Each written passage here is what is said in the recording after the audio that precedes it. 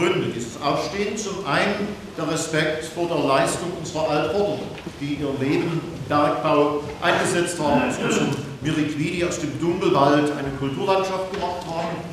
Aber für die Bergleute ist eben der Steiger auch Jesus Christus, der vorangeht in den Stollen und in den Tiefen des Lebens und der große Bergfürst genannt wird. Auch zu ihm gegenüber gilt dieses Aufstehen, dieses sich erheben. Ja, ganz herzlichen Dank fürs Kommen, fürs Dabeisein und einen schönen Abend, eine gesegnete Adventszeit. Die Glocken bleiben.